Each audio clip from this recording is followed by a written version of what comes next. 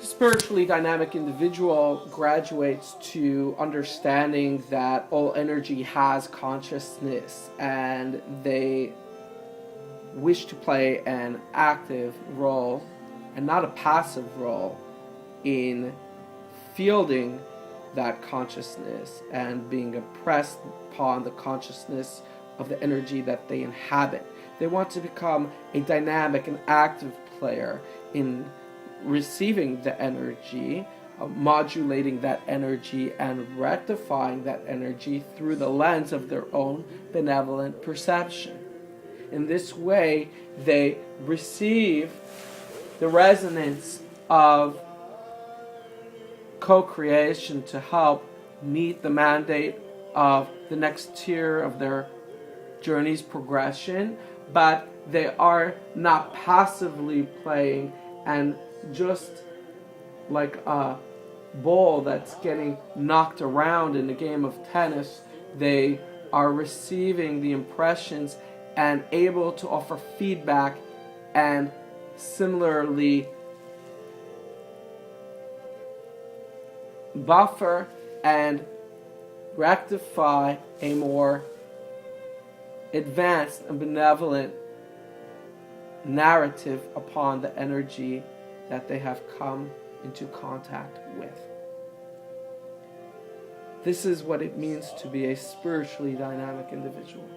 This is what it means to be an active co-creator.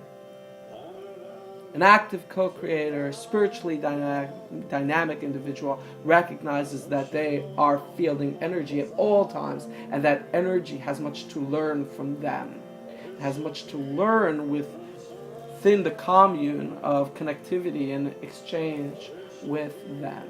And they are there to impart and procure a more benevolent,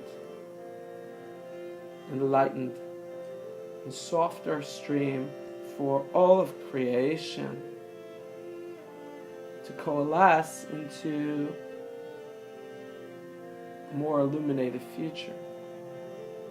When a spiritually dynamic individual sits down to eat, this individual is not merely focused on eating because the food tastes good, or because the food is going to be fuel and offer them energy to be able to continue their activities and be productive through their days.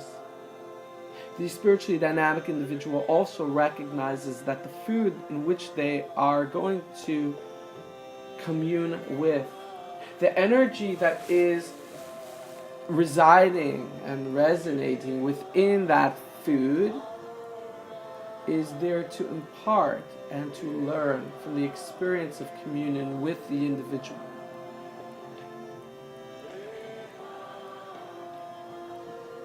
So the ancients, in many ways, they looked at the table as an altar. That the act of eating was a space of sanctity and divinity. It was a space of communion with mind, body, and spirit. The spiritually dynamic individual, when they approach eating, they take upon themselves a mantle of great responsibility.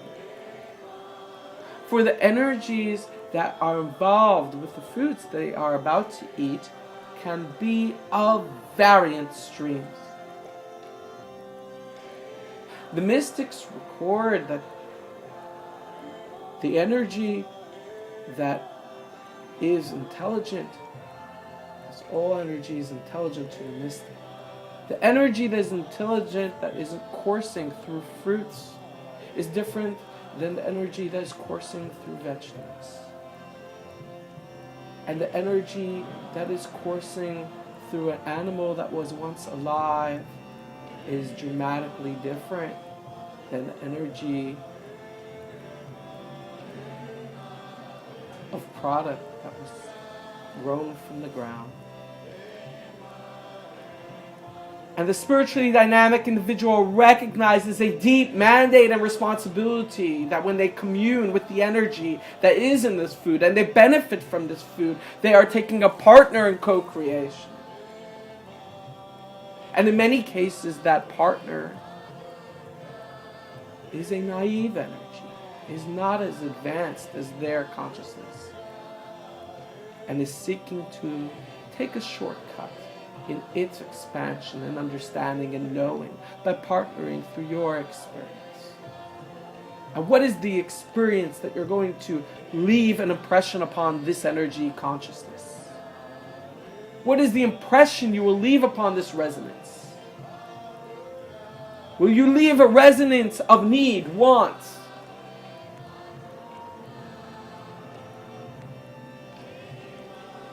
Or will you leave an impression of satisfaction, grace, benevolence, and giving? For we are all times partnered in co-creation, and the spiritually dynamic individual recognizes the mandate and the great responsibility.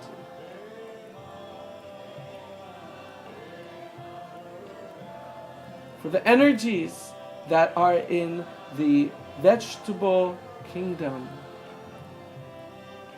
are much more softer and naive energies and are prepared to accept the resonance that you are offering them.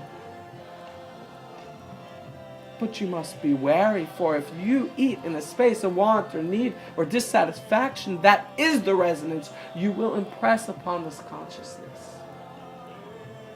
And then the next day, or moving forward, that verb of want and need will be echoing throughout the core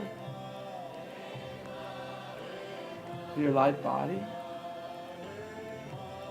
And you say something has changed and shifted within you, but it was from you, for you created that impression upon that consciousness, and it is your responsibility to uplift that stream and bring it to a space of benevolence, grace, and satisfaction. For you are indebted to that energy and state of perception.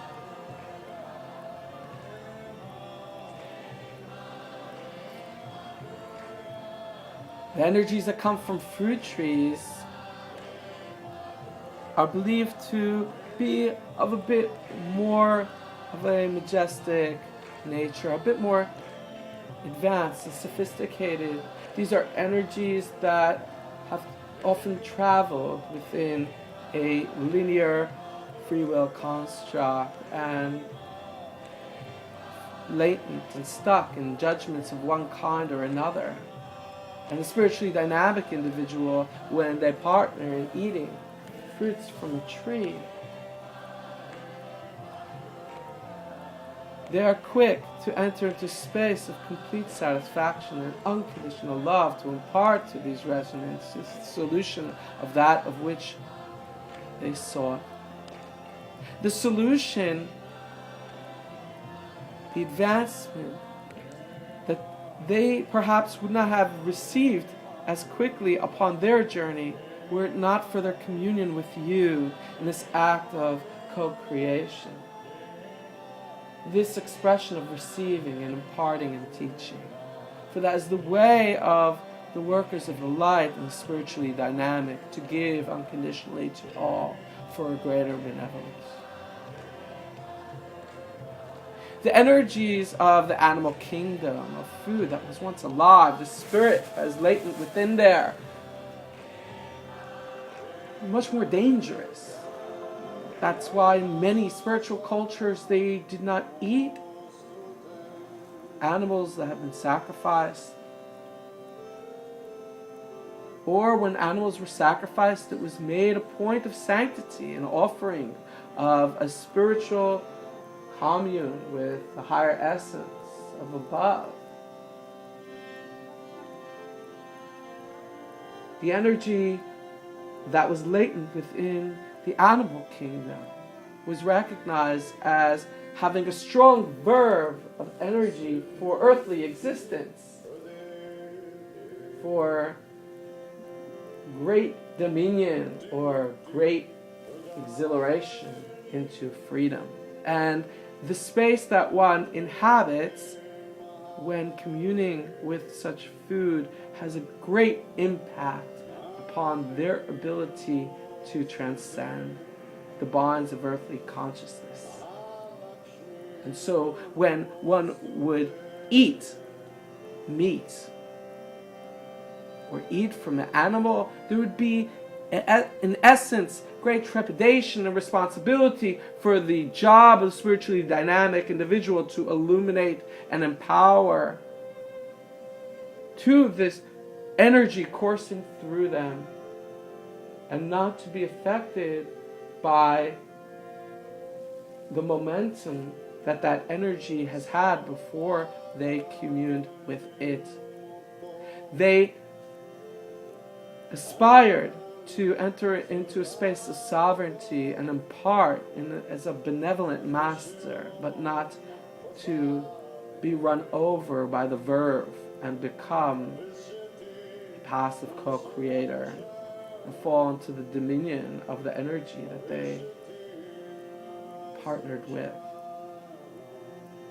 And so eating for a spiritually dynamic individual is an act of spiritual union, is an act of meditation.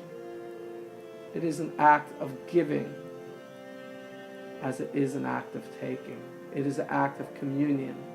It is an act of ecstatic, benevolent love.